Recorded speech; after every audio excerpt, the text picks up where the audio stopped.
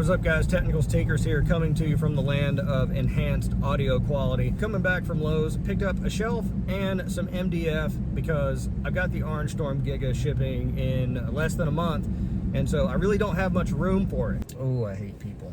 I want to turn left here. No, wait. No, I don't. Oh, it's Sunday morning. I don't. So I got one of those big old shelves. My aim is to fit 3 Cobra 2 Maxes on the bottom row. Now, the width of the Cobra 2 Max is comfortably 25, and you could really only barely squeeze 3 of them in sideways wise, or the way that 3D printers are supposed to be oriented, not like I have them now. But I'm gonna have to do something else with the spools. I'm gonna have to put the spools somewhere else entirely, and so I'm gonna have to figure that out. Additionally, I want to put my A1, my P1P, my new SVO8 in there. Also, I have a 4th Cobra 2 Max that I'm gonna have to, if I can repair it, put it somewhere as well. On top of all that, a 4-foot cubed Orange Storm Giga has to go in kind of the same nook. So a lot of Tetris to play around with here. I also want to secure the shelf to the wall and do everything I can for vibration. Now you might be saying, Cobra 2 Max, bed slinger, it's gonna be crazy vibrations all over. It's going to screw up the other printers. Well, I've come to, I guess, accept that the Cobra 2 Max, while it can print fast, it really just needs to print slow. I don't think there's any way around it. If I absolutely need to crank it up, then I could just run one at a time. But I think the name of the game with the Cobra 2 Max is like, why do I have this printer? Because of the big, large build plate. And I'm just going to make peace with that, because if I'm printing like big artsy stuff, then I need to print it slow to make sure that it doesn't screw up. All right, so doing a little maintaining here over on the Cobra 2 Max. I'm putting in a 0.4 on this one here on the end, so I can keep these two in hot service, I guess, while I remove those and put up the shelf. So just swapping that out instead of trying to swap the nozzle, because I know this one works good. And yeah, I got some connectors, some JST connectors. I'm getting an education in 3D printing to hopefully try to repair the one that had that wire damage. Okay, the thinking is big shelf here, which will come out to roughly here. And that gives me from here to where that spot of tape is on the floor, right here. Don't mind the pant leg. I'm gangbanging.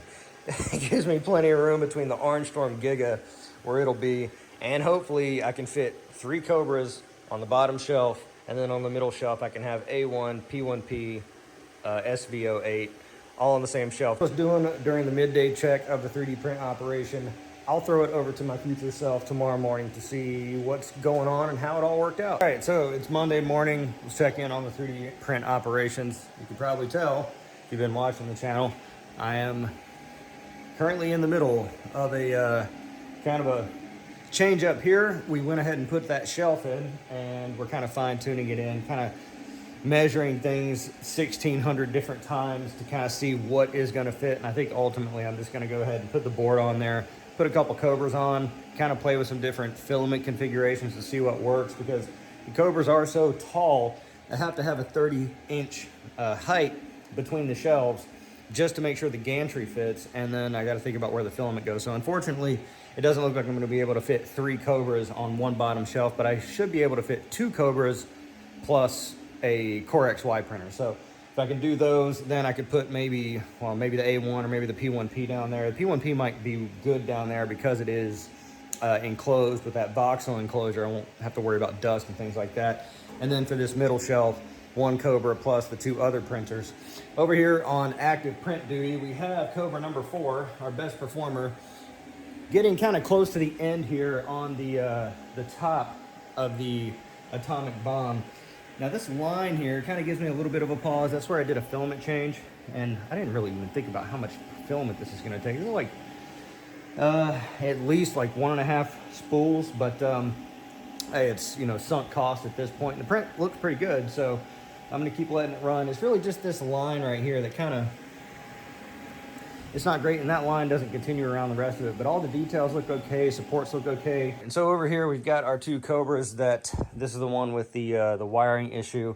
This one is Cobra 1, works just fine, but it was in the way. So if, again, something pops off, we can go ahead and fire him up. But I did get some JST connectors. In my determination, this is a JST 2 PH2, 2mm separation on the heads. So what I'm going to do is I'm just going to kind of go for it. And for the P1P, we are doing an angel model, but we've done something vastly different with the supports. You can probably tell based on how they look. They look diseased. God, this thing, it's been a nightmare. Obviously, it's got some issues. All right, just stopping the print on that. So obviously that's a nozzle clog, or that's, you know, that clicking, the extruder's trying to push it, but it's not going. I have removed the nozzle, flushed it, and done cold pulls probably 6 or 7 times by now. And when I manually push the filament through, it works out fine. And when I don't have the nozzle in and I press extrude, it comes out fine. So it makes me think, okay, nozzle clog, and that's what everything points to, is nozzle clog. But when I go to do the cold pulls, I'm sitting there just extruding as fast as I can, figuring that the extruder would start clicking and skipping gears because, you know, it can't push the filament through. Pushes it through just fine. It's only when I go to actually do a print that it starts skipping and it can't push it through. And so I'm thinking, okay, well, maybe it's the AMS not feeding the filament fast enough. Like, is that a possibility that, you know, the extruder's got plenty of push to push it through, but like the AMS isn't kind of turning and feeding it or allowing it to pull it fast enough because the extruder can't overcome the fight of the AMS. The temperatures are high, so it's at 220 on this print, just doing a benchy, and that's the temperature I was doing when I was manually pushing it through. And so I guess I'll do, I don't even know. I mean, maybe, okay, how about if I take it off the AMS and just run it with a single spool? And if it does it, then maybe it's the AMS. Is there a reset for the AMS? I don't know. So that's kind of a bummer because I was in the middle of printing this. I got promo filament from Chitu Systems. And so this was, I showed in the video yesterday, it was the thumbnail. The filament itself, I've never worked with this kind of dual tone silk PLA before.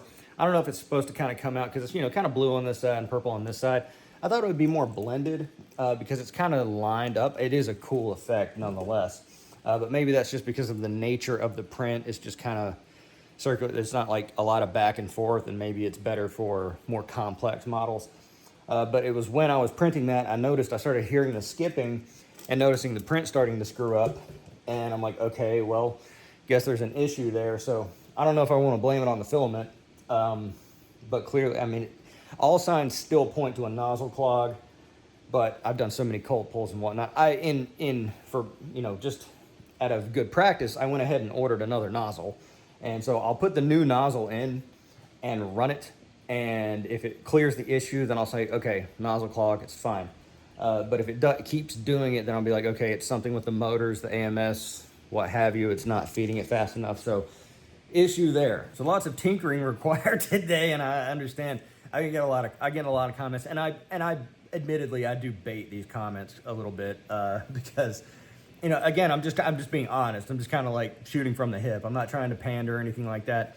Because a lot of comments coming in of, you know, because I talk about not wanting to tinker, I don't want to do any work, and I just want immediate results and instant gratification. Yeah, that's exactly what I want. That's what everybody wants. But it's fashionable on the internet to talk about, like, well, no, I like to do hard work for my money. I don't. I'd rather free money. If someone handed me a giant sack of money and said you never have to work again, I would take it because that's reasonable. But admittedly, I do bait comments where it's like, you know, well, I don't want to tinker. I don't want to have to learn this stuff. And I feel like a lot of people think I should have to pay my dues. Someone said I should slow down. Oh my God, that's probably the most, not insulting thing, but like, if there's any one statement that I've ever heard that makes me feel nauseous, it's that you should slow down. You should go slower. You should, you know, take your time on things. Our time on this planet is finite, friend. You got to go fast. And that's the thing too, you know, like this is me like documenting my journey. I'm a novice at this. I don't know these things. And I kind of got into a tiff with someone else of, you know, like, like they're, again, it's sort of this vibe where it's like, I need to pay my dues, or I need to be advanced in this before I start making content about it or something like that. Is that, I don't know if that's the thinking behind there, is that you're not allowed to make videos about something unless you're of advanced knowledge of it.